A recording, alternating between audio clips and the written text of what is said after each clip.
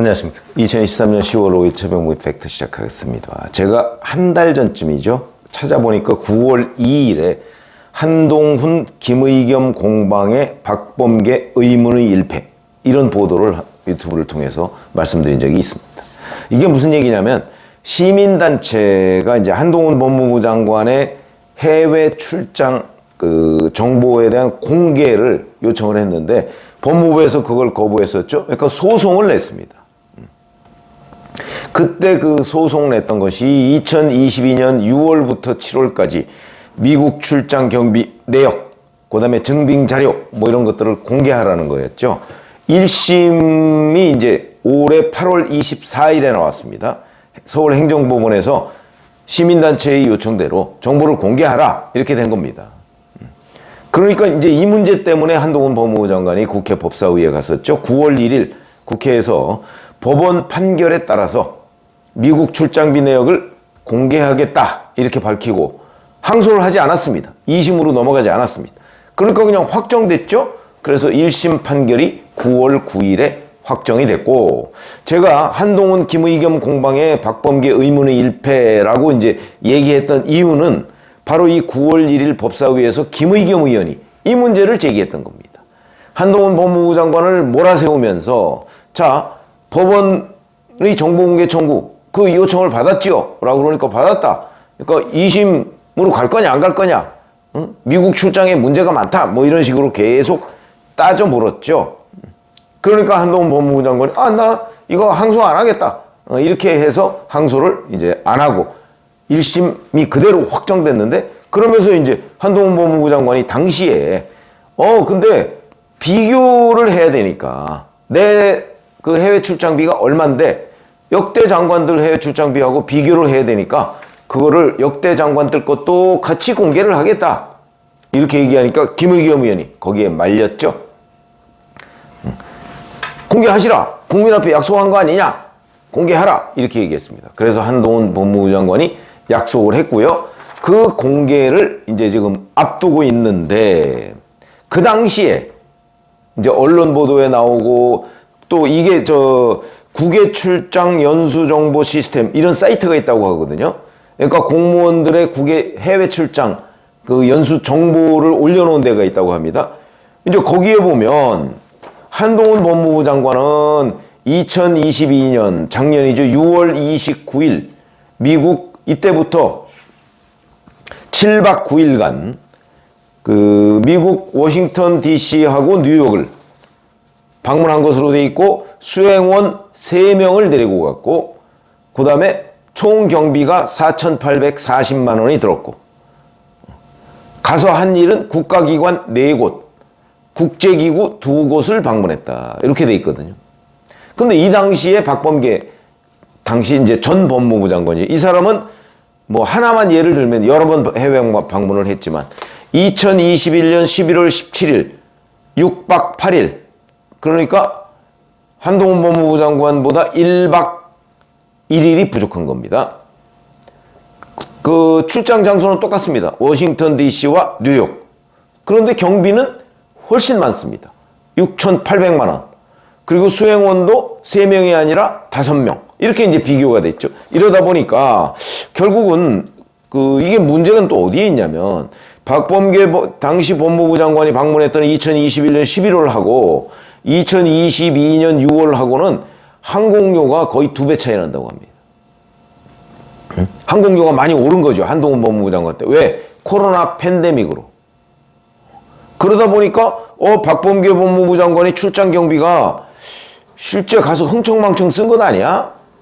이제 이런 의문이 들어서 결국은 이게 공개가 되면 아마 박범계 법무부 장관이 의문의 일패. 그러니까 싸운 거는 한동훈 법무부 장관 김의겸 의원이 공방을 벌였는데, 의외로 제3의 인물인 박범계 법무부 장관이 순환을 당하는 이런 일이 생길 것이다. 이게 이제 제가 당시에 그 논평을 했던 그 내용이었는데, 자, 그런데 조선일보가 정보공개 청구를 해서 그 밝혀진 내용을 보니까 또 다른 국면으로 전개가 됩니다.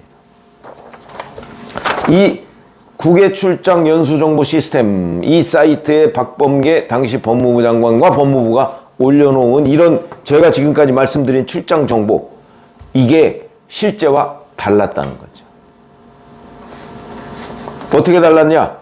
수행원이 5명이 아니고 11명이었고, 총 경비가 6,800만 원이 아니고 1억 713만 원이고, 그 다음에 방문한 기관을 봤더니 한동훈 장관이 방문했던 뭐 국가기관이나 뭐 이런 데가, UN 뭐 이런 데는 한 군데밖에 없고, 그러니까 무슨 얘기냐면 UN 본부에서 그 실장 2명 만난 거, 이게 딱 한 건밖에 없고, 나머지는 전부 다 조지 워싱턴대 한국학연구소, 워싱턴 DC 특파원 간담회, 뉴욕 동포 간담회, 이런 거라는 거죠.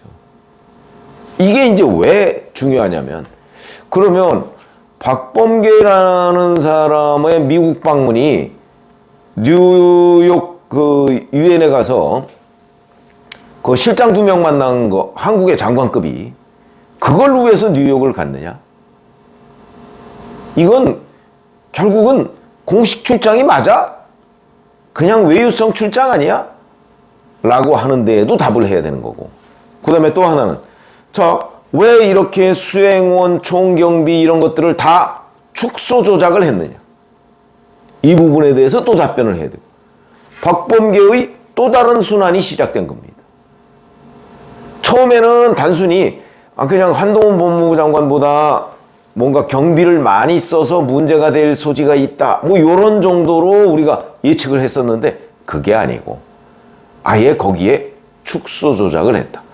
내지는 실제 미국에 가서 활동한 것이 굳이 갈 필요가 없었던 출장 아니었나?